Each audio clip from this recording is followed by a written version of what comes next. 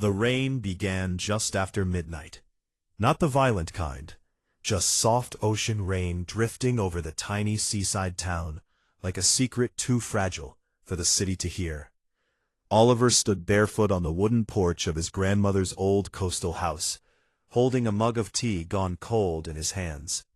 The waves crashed somewhere beyond the cliffs below, slow and rhythmic, against black rocks. Peaceful, quiet, exactly why he had come here. 30 minutes away from the city, 30 minutes away from him, from the towering glass headquarters, from endless meetings, from the scent of expensive cologne and coffee that somehow always lingered around the CEO's office, from Adrian Vale.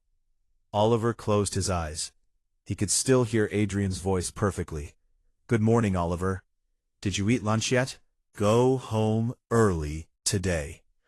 Small things, tiny things. But Adrian had always been kind in ways powerful people usually weren't. He remembered winter mornings when Adrian quietly left a cup of hot chocolate on his desk because Oliver hated bitter coffee.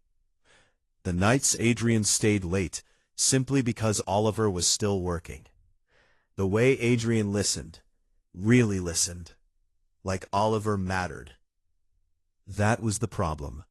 Oliver had fallen in love with kindness, and kindness was dangerous when it came from someone you could never have.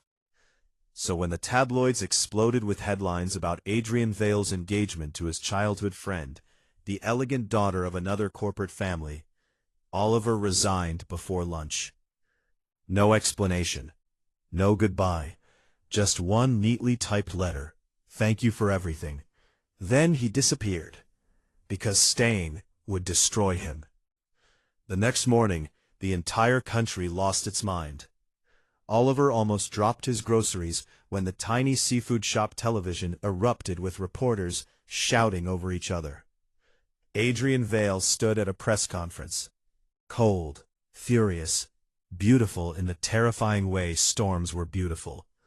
"There is no engagement," Adrian said sharply into the microphones. Flashbulbs exploded across his face. "The rumors were fabricated by our families for business interests." The reporters erupted immediately. "Then why did you stay silent, CEO Vale?" Adrian's jaw tightened. For 1 second, just 1 second, he looked tired. Not CEO tired, not business tired, heartbroken tired. Then he spoke again, and Oliver's entire world stopped breathing. "Because," Adrian said quietly, "I was trying to protect someone." Silence flooded the room. The cameras zoomed closer. Adrian looked directly ahead. "I've been in love with the same person for years." Oliver's grocery bag slipped from his fingers. Oranges rolled across the wet pavement. The reporters began shouting. "Who is it? Is it someone from the company? Do they know?" Adrian laughed once, softly, painfully. "I don't think he ever realized how important he was to me." Oliver felt dizzy. "No, no, no, no," Adrian continued, "and now he's gone." The entire nation practically combusted online. But Adrian wasn't finished. He loosened his tie slowly, exhaustion written across every line of his face.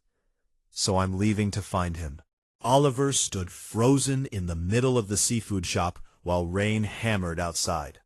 His heart trembled violently, because deep down, deep down, he already knew. 3 days later, a storm rolled over the coast. The power flickered twice. Oliver was halfway through lighting candles when someone began pounding against his front door. Not knocking, pounding, desperate. Oliver frowned and opened it, then froze. Adrian Vale stood on the porch, drenched from head to toe. Rainwater soaked through his black coat. His hair clung messily to his forehead. His expensive dress shirt was wrinkled. And his eyes, God, his eyes looked wrecked. Like he hadn't slept in days. Like he'd driven through every coastal town searching for something he was terrified he'd already lost. For a long moment, neither of them spoke. The ocean roared below the cliffs. Adrian stared at him, like a dying man finding oxygen. Then he laughed weakly, You really disappeared. Oliver's throat tightened painfully. You're drunk. A little, I know. Adrian swayed slightly. Oliver instinctively grabbed his arm before he lost balance. The moment he touched him, Adrian's composure shattered. His fingers wrapped around Oliver's wrist tightly. Not controlling, not forceful, desperate.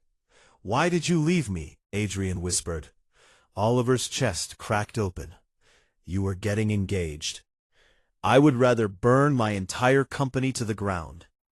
The answer came instantly, without hesitation. Rainwater dripped from Adrian's jaw as he stared at Oliver with exhausted, red-rimmed eyes. "You left before I could explain." "There was nothing to explain," Oliver said shakily. "You belonged to another world." Adrian looked almost angry at that. "No," he stepped closer. "You built that world with me." Oliver's breath caught. "You were there before every major deal." Another step. "You stayed during every all-nighter." Closer. "You remembered how I take my coffee." His voice dropped softer. "You noticed when I skipped meals." Oliver could barely breathe now. Adrian's expression broke completely. "And every single day," he whispered, "I fell more in love with you." The storm outside seemed to disappear. There was only this impossible moment. Oliver shook his head weakly. "You're drunk." Adrian smiled sadly. "I've loved you sober too." That almost destroyed him. Oliver looked away quickly, because his eyes were burning. "You shouldn't say things like that." "Then tell me to leave." Silence. Rain hammered the roof. The ocean crashed violently below the cliffs. Adrian's voice became dangerously fragile. "Please, Oliver. Not CEO Vale. Not the untouchable businessman worshipped by the media. Just Adrian. A man standing heartbroken on a seaside porch. I looked for you everywhere." Oliver's lips trembled. "You shouldn't have." "But I did." Another silence. Then Adrian quietly admitted, "I thought losing you might actually kill me." Oliver finally looked at him again. And that was his biggest mistake. Because Adrian was staring at him like he was home. Not obsession. Not possession. Home. Adrian lifted a shaking hand slowly toward Oliver's face. Carefully, giving him every chance to pull away. Oliver didn't. Warm fingers brushed his cheek. Adrian exhaled shakily, like even touching him felt unreal. "You're really here," he whispered.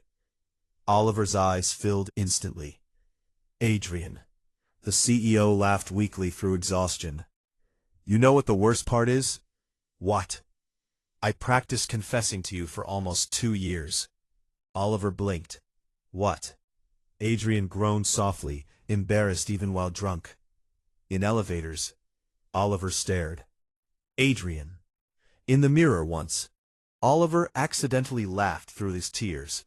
Adrian looked deeply offended. It was a very emotional rehearsal. That broke the tension completely. Oliver covered his face, laughing softly while crying at the same time. And Adrian, God, Adrian looked at him like that sound alone was worth crossing oceans for. Then Adrian whispered quietly, "There you are." The wind carried salt and rain between them.